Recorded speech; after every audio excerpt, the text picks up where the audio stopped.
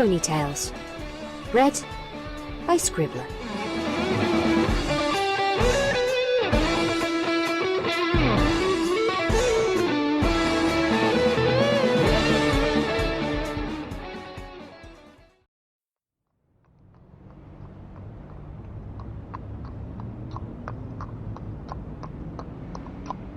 Darn if this shiny suit ain't the tightest thing in Equestria.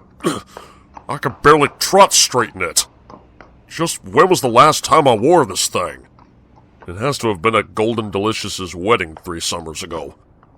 Oh, shucks. I've gotten big since then. I feel sorry for Granny having to scramble overnight to get these threads to fit me. I frankly don't see what all the fuss was about. I was just going to show up at the restaurant tonight in my work duds, but then Granny and Applejack blanched something fierce when I said so. You see, it's things like that that make me keep my mouth shut all the dang time. In all honesty, I wouldn't be so darn nervous if it weren't for Granny and Applejack freaking out like a barrel full of rattlers. It ain't like I wasn't sweating up a storm already. Now I'm bound to ruin this suit they fixed up all nice for me. And why'd they have to give me this here box with a flower in it?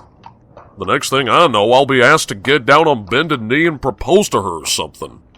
Oh, land's sakes, I better quit thinking such crazy things. I've plowed 24 fields in an hour and still sweated less than I'm fixing to do now. What's gotten into me? She's just a mare. I've seen dozens of them giving me puppy dog eyes on the way to and from the center of Ponyville every day. So what if she's the most elegant, most beautiful, most talented, or best-smelling lady out of the whole bunch? I don't get it. I just don't get it at all. Why would Rarity ask me out to dinner? And at such a fancy place such as Main Refuge of all dining stops. I know so little about the restaurant. Supposedly, ponies sit outside on a patio with lights flickering around them and try to munch on pasta with silverware. Who ever heard of something so stupid? That's just asking for flies to nip at your plates. Unless, of course, they got some of them fancy bug zappers that the unicorns be importing from Canterlot.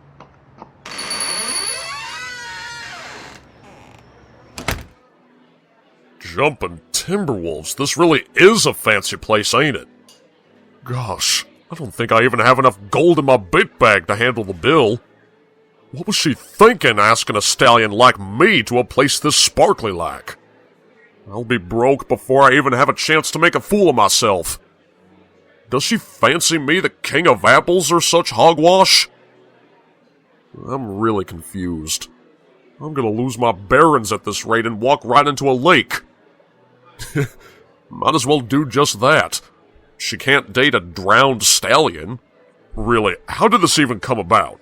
Applejack says I'm a lady killer just from the way I look. I've only ever rolled my eyes at her. Little sister's fancy teasing, after all. But there are times when I wonder if there's honest truth even in her leg pulling. As soon as I joined the Ponytones, I knew something stupid was going to rear its head. In the first 3 weeks of rehearsing, I could already see Torch Song looking over me with her eyes. It stopped shortly after, of course. Almost all mares give up the idea of flirting with me before long. But Rarity? Sure, she is a pretty little thing, but I've heard one too many a tale from Sis to ever possibly be interested in her.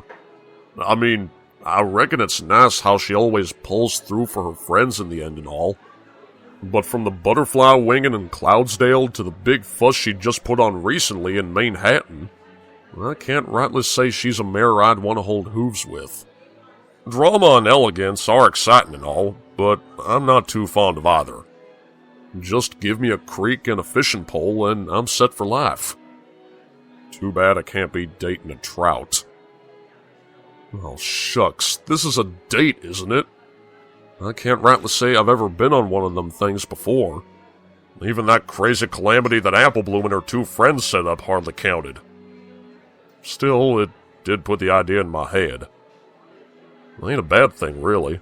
At least if I'm spending it with a mare that I would take a fancy to. A mare like...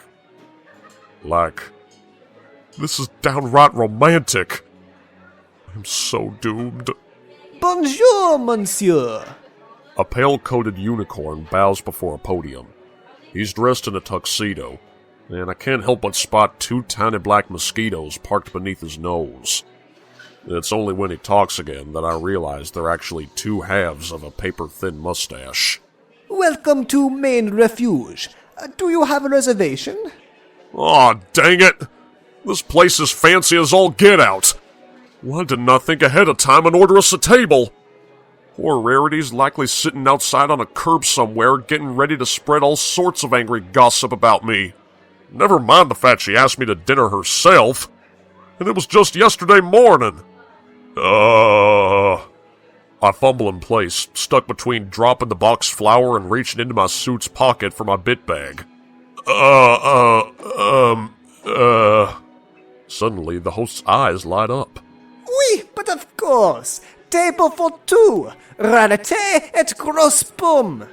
He smiles, stabbing me with a fragrant gaze. You must be the latter, non? Wait, Rarity already reserved a table for us? She's here already? I fidget and fidget again. Yep. Magnifique. He levitates a menu with his horn and gestures towards the warmly lit patio. Right this way, monsieur. Madame vous attend. Yep. I grimace slightly as I follow him past several chairs seated with richly dressed patrons. Every pony around me is dressed for a royal coronation, and their muzzles shine in candlelight like porcelain ornaments. And here I am, stumbling about like a plum fool with tree trunks for legs. There's no possible way this won't end up in Tartarus. But just as my mind feels at its muddiest, I hear her soprano voice rippling through like a songbird on a spring morning. Oh, Big Macintosh! There you are! A 4-legged cloud with a silk scarf and a bejeweled purple mane stands up and does a phantom curtsy from behind a tiny table in the corner of the dining area. Oh, shucks. She's even dressed to kill a duke. This is about as real gets, I reckon. Celestia, help me. Oh, now, don't you look dashing tonight?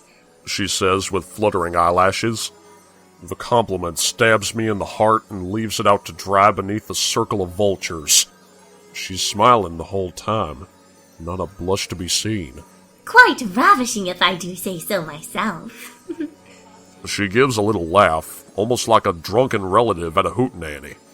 Kinda silly, if you ask me. Ain't this supposed to be a romantic dinner? My awkward relief gets stomped on as soon as she says, For a moment there, I was afraid you wouldn't come.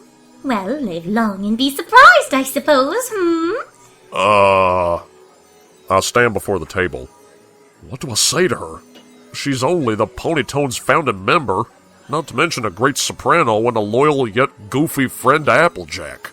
I've sang with her, done fundraisers with her, and even sat on the same bleachers as her during the Iron Pony competition. And now I'm supposed to sweet-talk this mare? I mean, that is what I'm supposed to do on a date, right? No sense in making a lady feel anything but fine and dandy at a shindig like this. Especially a mare as elegant and delicate-like as Rarity. Shoot, how long have I been standing here like a dag-blamed fool? I better say something smart, something complimentary, and yet something that isn't gross or rude. Yep. Celestia alive, I hate myself sometimes! Here is your menu, monsieur. The host says, unfolding the item in question and planting it like a tombstone on the edge of the table. With that, he bows and makes his way back towards the front of the restaurant. Do sit down, Big Macintosh. Rarity says, with a wave of her beautiful rippling mane. The jewels in her hair glitter from the multicolored bulbs flanking the patio. You are going to love the big spread they serve here, though I'm quite certain they can't compete with Granny Smith's home cooking. Oh. The last few words are forced out with a counterfeit accent, I suppose, and she punctuates it with one of her squeaky little giggles. Wait, was that a compliment? To my family, that is? Well, darn it, I reckon I gots to reciprocate. I fumble in my stool as I shuffle into place across the table from her. You're looking mighty shiny tonight. Land sakes, might as well dig my own grave. I can already see in her blinking, as if an invisible chicken done made a mess in her mane. She hums another chuckle and sings songs forth. Well, a girl like me certainly tries to shine the best she can. She flounces her mane, but gasps in the middle of the gesture, her eyes locked on the box balanced on my flank. What, pray tell, have you brought with you, darling? I bite my lip and I present the box to her. I fumble with the thing, my enormous hooves almost squashing the plastic container to dust. At last, I realize I have the darn thing backwards, and I pop it open with a labored breath. Did you bring me a corsage? Rarity's eyes are too shocked to sparkle. I'm flabbergasted at how her dainty breath decides to turn that last syllable into a gunshot. Still, that must be a good thing, because the word sounds just like how the host pronounced this restaurant's name. Yup. Oh, and it's an apple blossom! She instantly levitates the white petals out of the container and holds them up to her appreciating gaze. Oh, how divine! Just like a little piece of home.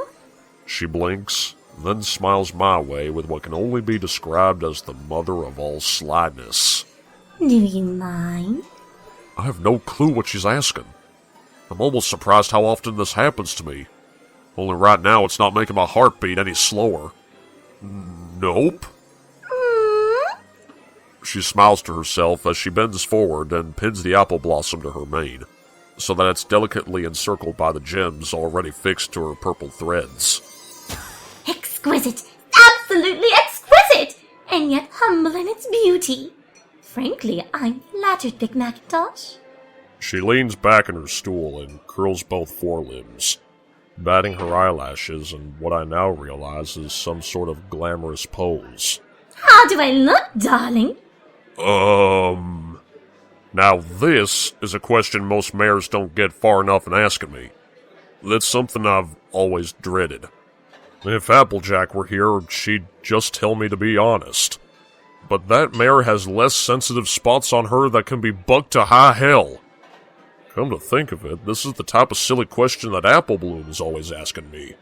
Maybe if I say to Rarity what I always say to her. Like a princess. Oh, well, aren't you sweet? Rarity waves a hoof. Though, to be honest, I've always wanted to aim for being a duchess someday. It's a lot like Twilight's position with all the glamour, but considerably less trivial responsibilities. She plants a hoof over her snow-white muzzle for the duration of a dainty laugh. I am being jocular, of course. Does she even pause for breath in between those sentences? Her voice rolls like a melodic wagon up and down my earlobes. And suddenly, she's gesturing toward the menu on my side of the table. Do have a look at what they're serving tonight. The soup this evening is bush-trot clam chowder. I'm sure you'll find it to die for. I must say, this somber invitation is darn near tempting right about now. I try looking at the menu, but I'm distracted by twirling bodies to my left. I glance out my peripheral and I see well-dressed ponies sashaying in pairs across the dance floor. Oh, Celestia, spare me! With a gulp and trembling hooves, I hold the menu before me and glance down line after line of letters. Because that's all they are to me, a bunch of dang letters. What language is this? I can't make heads or tails out of these things.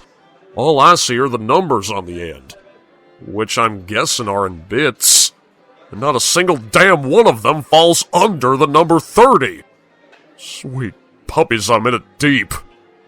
Then it hits me like lightning. Main refuge, Monsieur this and Monsieur that. This is a prance restaurant, ain't it? Goddess, I can't stand anything to do with prance. I have a hard enough time digesting battalion pasta as it is. I've no clue what's on this here menu. But odds are if I chose something at random, it'd end up being a bunch of snails and cheese. This is already shaping up to be something awful. What in Equestria am I gonna do? And don't hesitate to order what your stomach most desires, Big Mac. Rarity suddenly says, her voice like the bridge to a slowly rising song. I glance over the menu to see her warm, warm eyes. This is my treat, remember? I assure you, the sky's the limit, darling. At the end of that giggle, it's me who's gasping. Your treat? She blinks. Why, yes. Just like I told you yesterday morning. All of my insides turn to cardboard. If I'm still sweating under my suit, it's turned to frozen ice in under a second. Did she tell me that she was going to be paying for this? To be honest, I was too flabbergasted last morning to hear half the stuff coming out of her mouth since the initial invitation. Wait, if she's paying for all this, then what does that mean? Is that the way it's done these days? Do mares pay for stallions when it's a date? Land's sakes, I sure am behind the times. I wish Granny would have given me a talk or something. Though the poor pony's probably too busy trying to find her horseshoes when she wakes up at dawn each morning. Big Mac? Rarity's voice is squeaky. The tender kind of squeaky. I glance at her. She's staring back at me. She's folded her menu and is now resting her hooves in her lap. Her eyes are soft, imploring, friendly. You look dreadfully confused. Is there something the matter? Shoot! There it goes a-breaking. Whatever damn I've been trying to keep in one piece all day. Not to mention all last night when I couldn't get a wink of sleep for fear of this evening. This moment. This pair of sky-blue eyes scraping across the core of my soul like a rusty pitchfork. Miss Rarity, A part of me shudders, then shudders again. All my life I've been a dag-blamed idiot. It's true, and every pony knows it, though they do their darndest to put on polite airs and all that nonsense in hopes of not offending me or something. They should know by now that I'm perfectly capable of being strong on the inside as I am on the outside. Shucks, I'm the one who should know that. So why am I walking on a sea of eggshells? This ain't Rarity's first rodeo. If there's any pony I should be scared of hurting, it's myself, not her. She knows this. I can tell from her eyes. If I have the confidence to believe something like that, then I should have the confidence for telling her.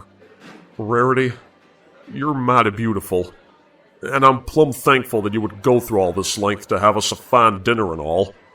But, already I feel myself stumbling. Horse apples, if only words were like plows and sentences like apple fields. Consarn it, I ain't all that good with words.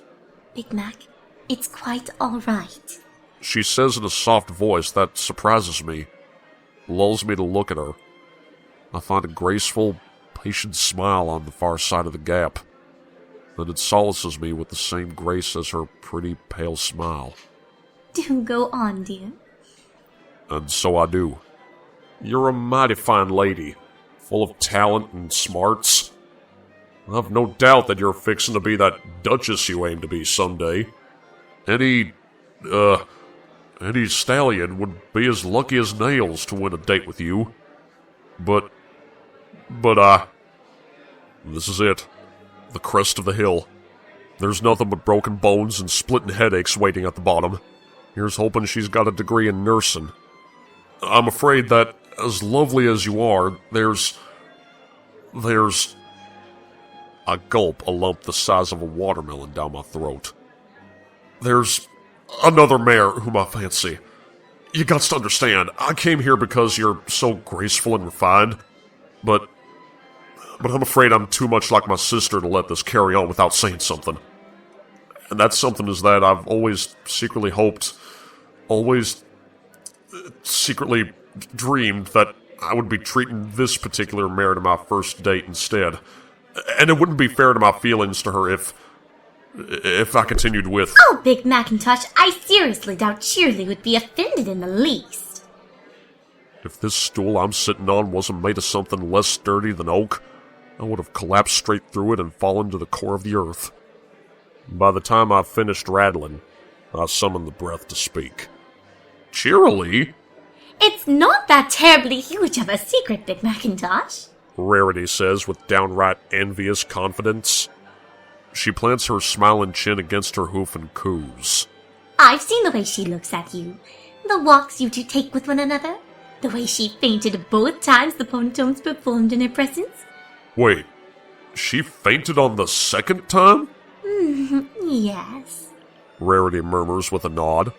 After our performance at the schoolhouse. She takes a sip from a glass of water in complete nonchalance, making me wait breathlessly for her next utterance.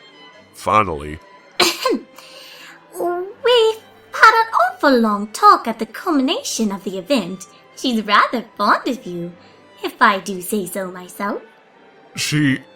My throbbing heart chokes my lungs as I try to respond. She is? Yes. How did she put it? Handsome, strong, yet pensive, but in an adorable way. And if I do say so myself, I wholeheartedly agree. Just then, her gaze locks on me, and her dreamy smile dissolves, giving way to the mother of all gasps. Good heavens! You poor thing! You thought that you and me, that tonight... Ooh. And then she explodes.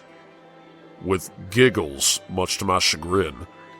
She leans back in her stool, hugging herself as the laughter makes her whole body shake, giving a flounce to the pale flower petals donning her purple mane. Oh, how terribly silly of me! She wipes a tear from her eye and gazes my way. It's impossible for her to hide her blush with a coat that pale. I suppose that's one thing a mare like her can envy me for. I assumed I made myself perfectly clear yesterday morning, Big Macintosh. I must give you my sincerest apologies. This was simply meant to be a casual engagement between two good friends, nothing more, I assure you. Two good friends? I blink. But... Now, don't tell me you're disappointed. She says with a coy squint that makes me want to hug her and strangle her all at once.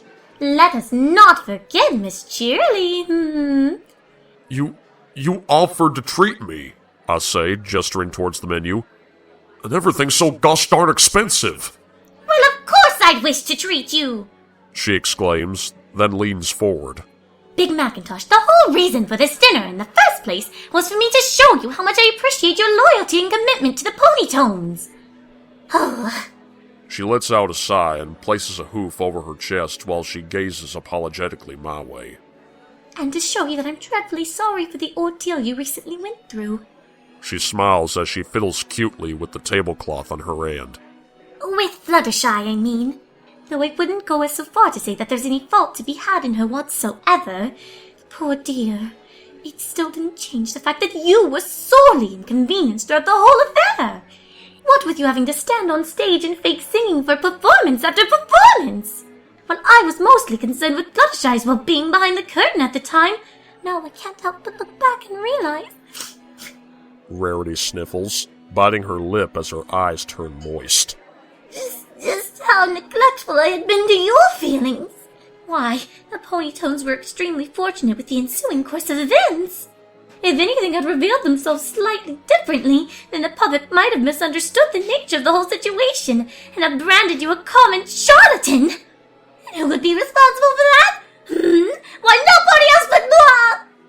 So, the dinner... was my attempt to make amends for how unfairly you were treated, nothing more.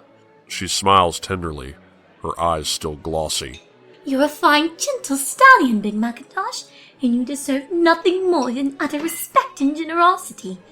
I know that I cannot make up for the shenanigans that you were put through, but I hope to show that I enjoy being your fellow Ponytone, and more importantly, your dear friend. Oh, I nod, gazing down at the table as I exhale with hurricane force relief. That's a good thing to know. Again, I assumed that I had made the whole thing clear to you yesterday morning. She giggles lightly. But now that I look back at it, I do suppose that a certain sun pony was too busy listening to the blood rushing through his ears. I bite my lip. Is there really no end to my stupidity? I swear, sometimes I feel so plumb foolish. It'd be just as well if I never trotted out of the orchards in the first place.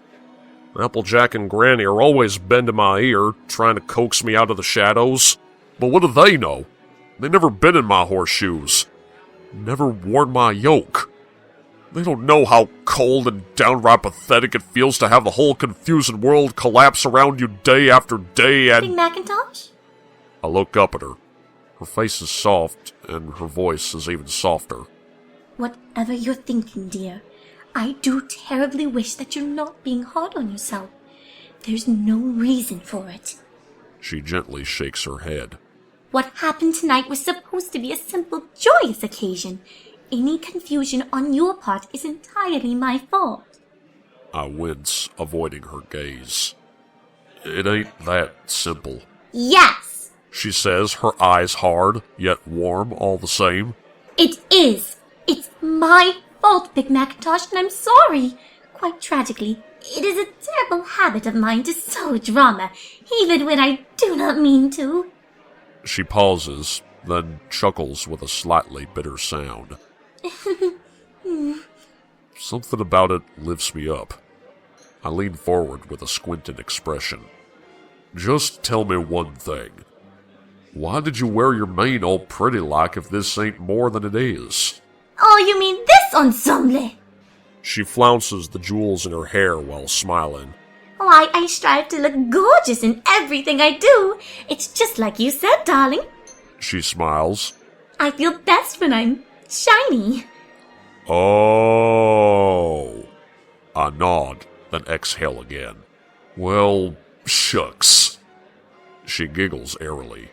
I must admit, you are your most adorable when you're nervous like this.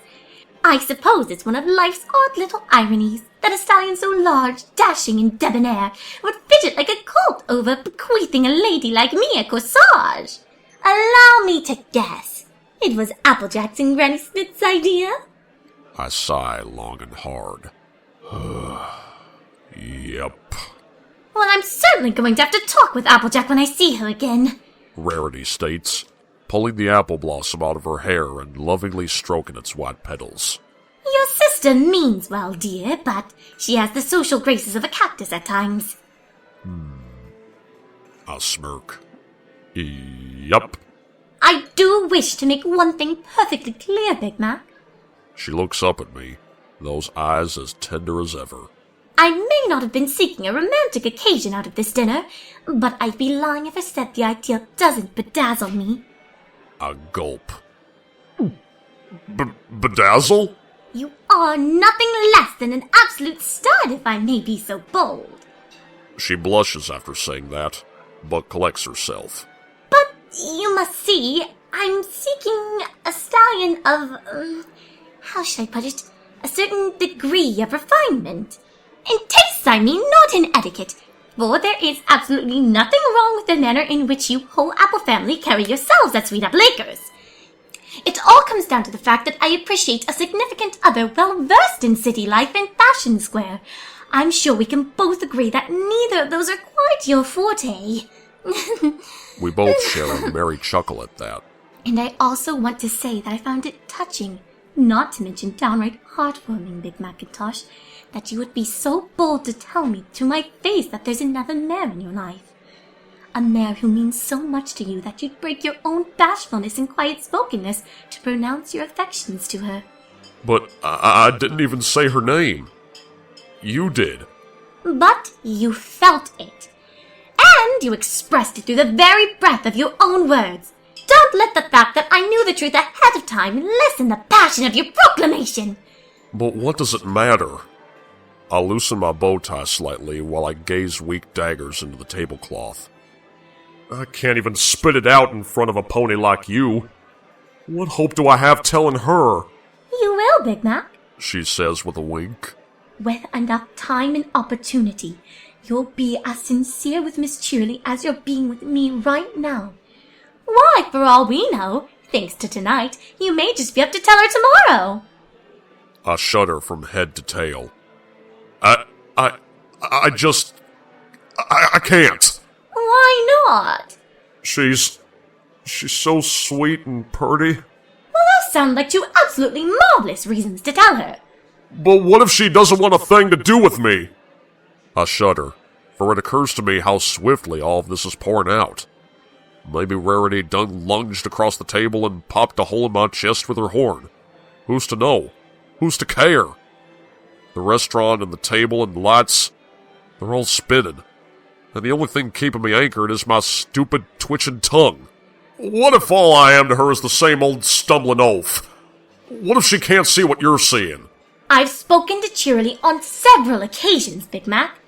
She sits up like a straight statue, her expression tight and proud. You have my full assurance that she sees far more in you. More, I dare say, than even you see. Things will only go swimmingly if you talk to her, darling. I wouldn't even know what to say, I sigh, and the silence that follows afterwards seals this night bleakly. Or at least that's what I thought. Suddenly, Rarity is smiling out the corner of my eye. She gets right up from her end of the table and extends a hoof my way. Here, Big Mac. I blink at her hoof, then at her. Here's what. I want you to offer me a dance. It takes a great deal of strength not to vomit up my stomach at that. Dance? Oh, please! I don't have leprosy, and there's enough room on the dance floor for 3 of you. It will certainly not be the death of us. But... I point at the menus on the table. We haven't even eaten anything. You've got to learn about the true purpose of a dinner, darling. She lunges the last few inches forward and swoops my gangly-haired fetlock with a feather-soft hoof. Come on, we'll be a strange sight as long as we're not moving. Whoa, Nellie! I sputter as I find myself flailing after her. The frigid seconds melt by, and suddenly we're in the center of the courtyard of Main Refuge, surrounded by violin music, lights, and eyes. Miss Rarity, Shh! Not another word of protest! She sashays a bit closer to me. Put your hoof on my waist, darling. I do so, awkwardly. Like so? But not quite so firm. Sorry. Don't be. She smiles up at me. Do you know how to lead? I'm depressed that she even has to ask that. I glance over my shoulder, feeling the sweat pouring on. I don't suppose this is gonna be like square dancing at all. She giggles breathily. There isn't much to it, actually. Just hold me close and drift with the music. I take a shuddering breath, swaying back and forth with as much subtlety as I can muster. I resemble a big red refrigerator being rocked by a tornado. At least she's making it look like something graceful on her end. I suppose it'll have to do. Good. Her voice squeaks on the vowel. Something only Rarity can do. It's so silly and melodic that it puts me to ease. Maybe that's why the next few words don't scare me so stupid. Now go on and tell me, dear. What is it that you adore about Miss Cheerilee? I gulp. I gotta say, it's mighty hard to concentrate like this. Then how about this? She brushes her hoof and caresses my freckled cheek. Close your eyes. But... Shush! Just trust me, Big Macintosh. I take a deep breath. My eyes shut, and soon I'm swaying all liquid-like in darkness, with only her warm, dulcet tones as the wind to my sails. I won't speak. She says in a cooing tone. Only you. Drift with me. Pretend that I'm her. I feel my teeth gritting at the idea, but I'm surprised at how quickly my body relaxes. Is it just the notion of that? Of being so close to her? Of spending a day with Cheerilee?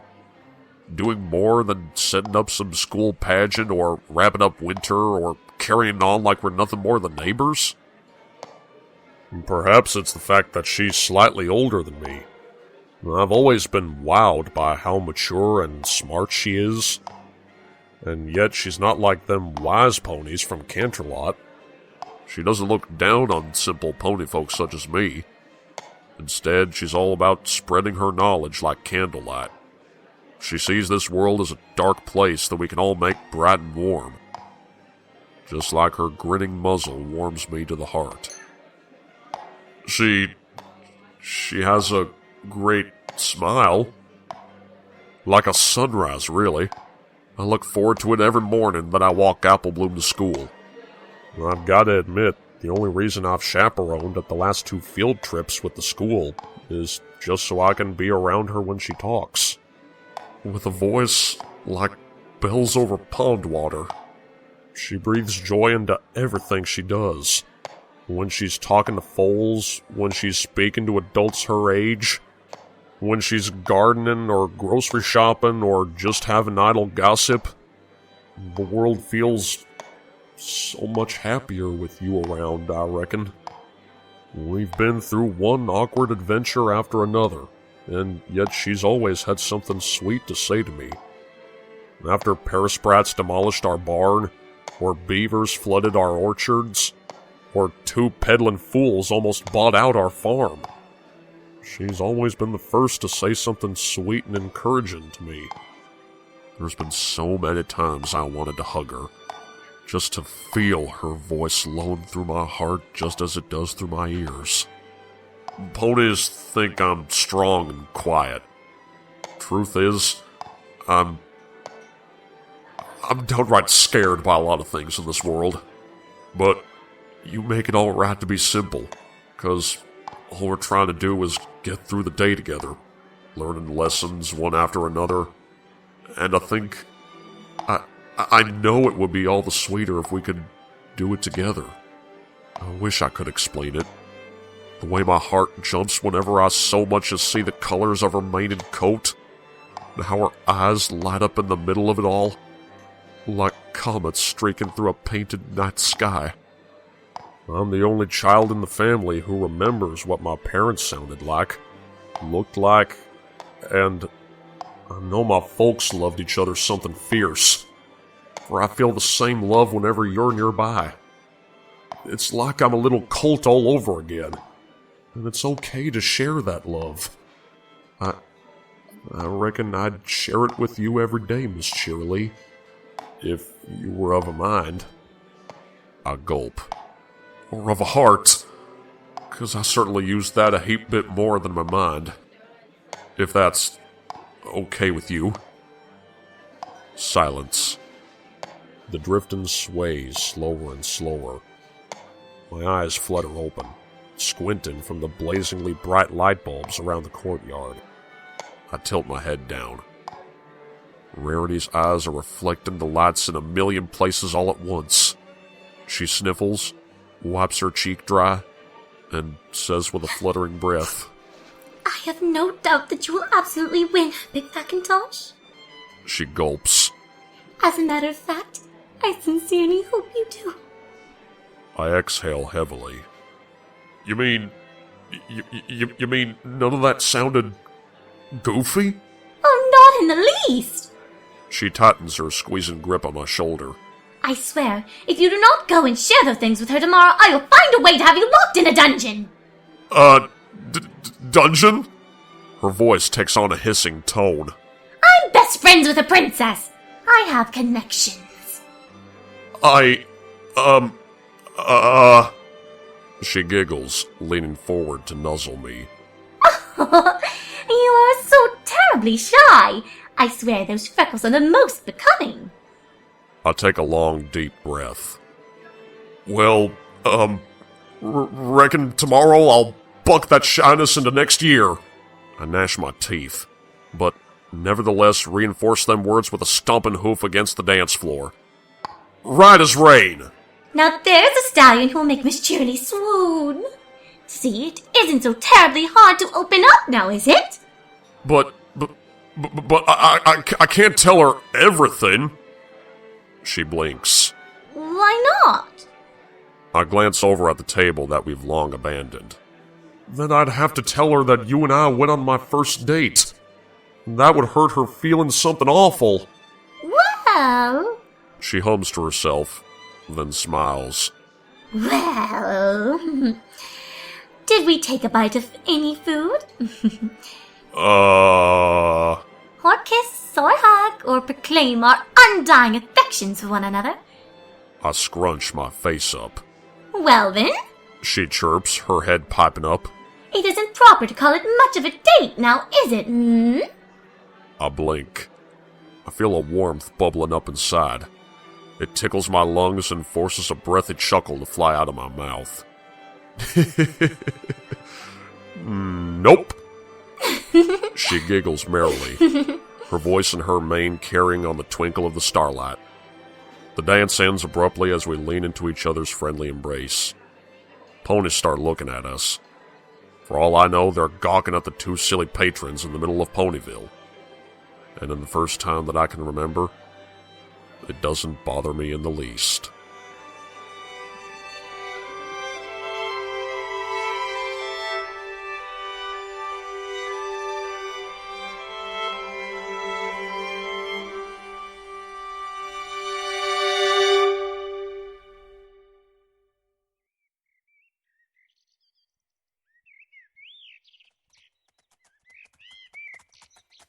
I hear their voices dripping around the corner of the marketplace, and my heart instantly flutters. It can only be them. What other reason would fate have to arrange a bass tone and a falsetto tone together under the same morning sky? I don't know what to say, Big Mac. Cheerilee stammers, and yet somehow manages to sound no less melodic than ever. I'd be lying if I said I'd never imagined us spending an afternoon together. But now that you've gone and asked me, well, I don't really know. I mean, I suppose we could do anything. Yup. Well, anything that you'd be comfortable doing, of course. She turns to smile at the large stallion walking closely with her across the street. I mean, you're so quiet-spoken, and this must seem so sudden for you. We could just hang out by Sweet Apple Acres if you prefer. Actually, I was thinking... Big Mac takes a deep, deep breath of confidence as he and Cheerilee march right past the outdoor cafe and past me. You've talked time and time again about figure skating and how much you love it. Cheerilee's voice positively sings a dulcet tone born of love and joy. You remembered! Oh, and here I thought I was only rambling on and on the last few times we talked. I remember a lot, Cheerilee. A lot more than you think, I reckon. He smiles with a coy wink. Let's go to the ice rink, and I can tell you about some of the stuff I love doing. Oh, sure thing. That would be delightful. She gulps and smiles wider. I've always wondered what you've had to say, Big Mac. She pretends to trot along, but inevitably performs a tiny acrobatic leap between each hoof step. I can't believe it. We're actually going out on a Date? He says, his freckled face aimed at her. Oh, yes, I do believe we can call it that. She says, though their voices are getting fainter, softer, beyond the reach of my delicate ears. Only if you want to, that is. Cheerilee, darling, I'd love nothing more. And they're gone. My breath is both lonesome and proud in the warm morning light. I levitate my mug of coffee from the table to spread blueprints of a long-abandoned dress design and simply swirl it below my muzzle, enjoying the aroma, but not the silence. A waitress wanders by from cleaning off another patio table. More sugar for your coffee, miss? She asks with a bright smile. Oh, positively! I lean back with no small amount of elegance and levitate my mug towards her so that she can oblige. I watch as the rich cream pours into the coffee, dissolving into black, fading away like the glittering nights of last evening. After all, I sigh. You can never